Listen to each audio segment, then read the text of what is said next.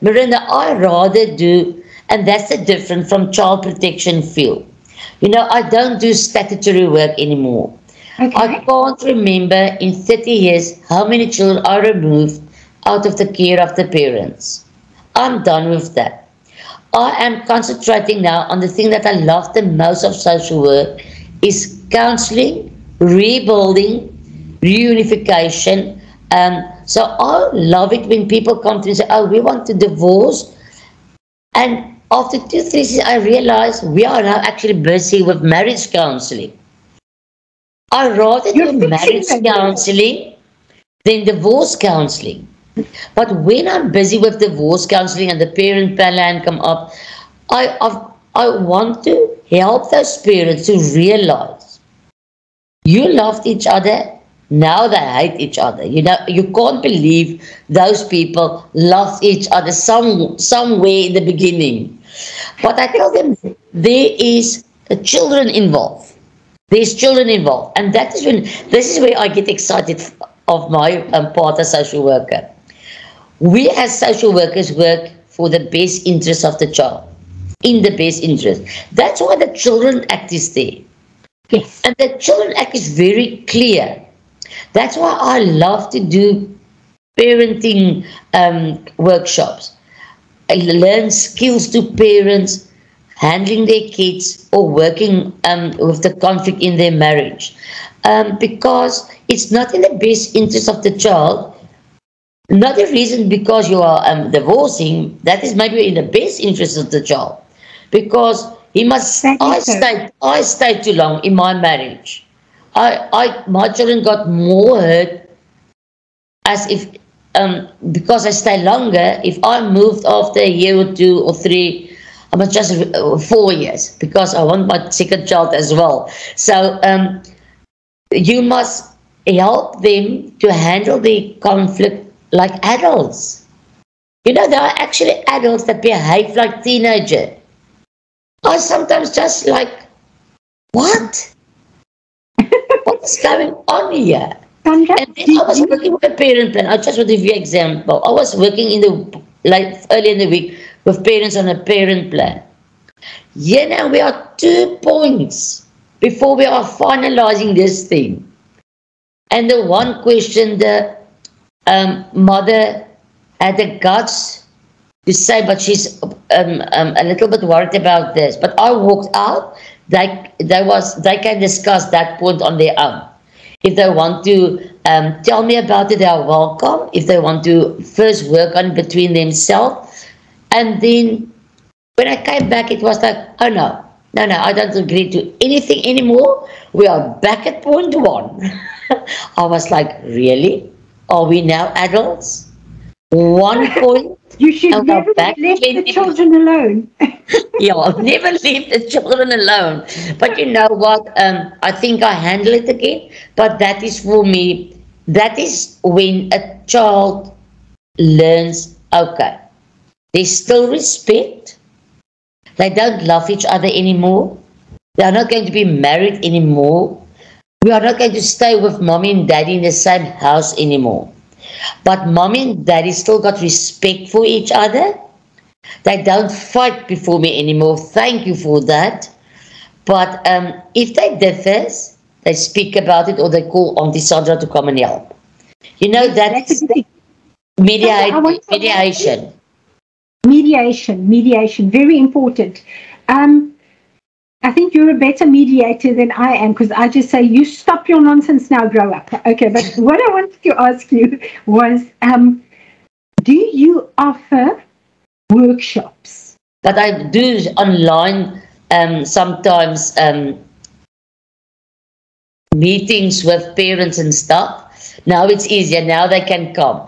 I do have clients in Bellville, Kraaifontein, and then it's difficult sometimes for them to come to me, or they can't afford me to pay the travel rates as well. So then I said, okay, but what about a Zoom session or a WhatsApp video call session? It's going to cost the same as a normal session, but you cut out the travel rates.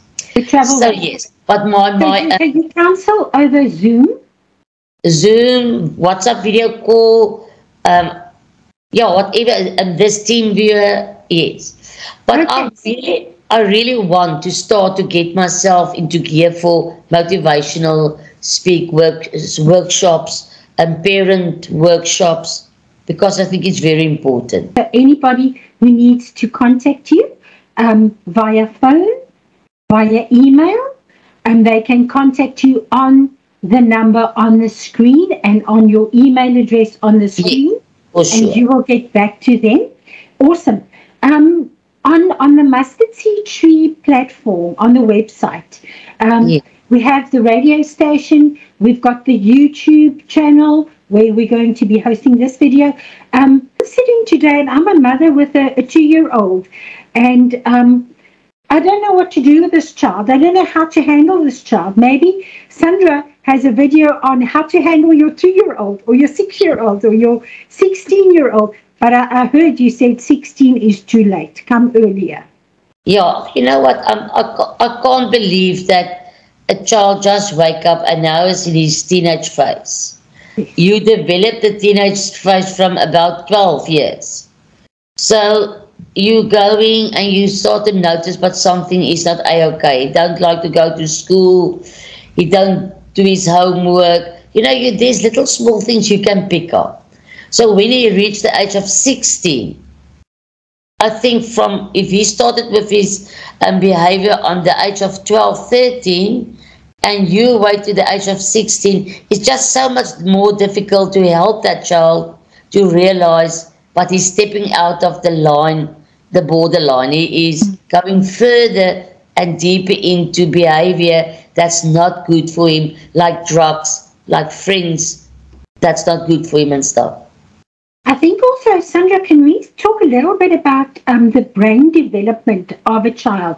Now, I know that the brain is fully developed only at 18. Yeah. So if you if I go to the shop and I experience a trauma and I start screaming at the cashier, and for me it's a mild thing, a mild upset, but my child looks at this and the eyes are big and it's a big trauma because the brain is not yet developed and they don't understand how little adult traumas, why it's so big for them.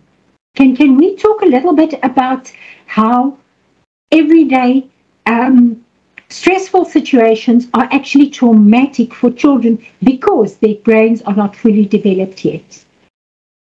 You know, I sometimes think parents think, okay, this child is just a baby, so there's no impact of their behavior on that baby. And that's so wrong. Because it doesn't matter what is your age, trauma is trauma. You can most definitely see that if it's example the mother that's not looking after the baby very good, screaming at the baby, shouting at the baby, giving the baby a hiding, whatever, you can see the reaction of the baby towards the mother. And if somebody else picked the baby up, she's much more relaxed as when she goes to her own mother. So every phase of a child, the brain is more developed, but trauma stays the same. You know what? And yes, your brain are fully developed at 18, but even after that, trauma has still got a big impact on your brain and on you as a person. Absolutely. So if you can think for yourself what trauma of abuse in a marriage had on you as the wife, as the adult, what did that do to the two children in the house? To a little developing brain. It is enormous impact, that trauma on a child. And that is why I try to motivate people. Think about that. The effect what your conflict, screaming, shouting, physical abusing had on this child is tremendous.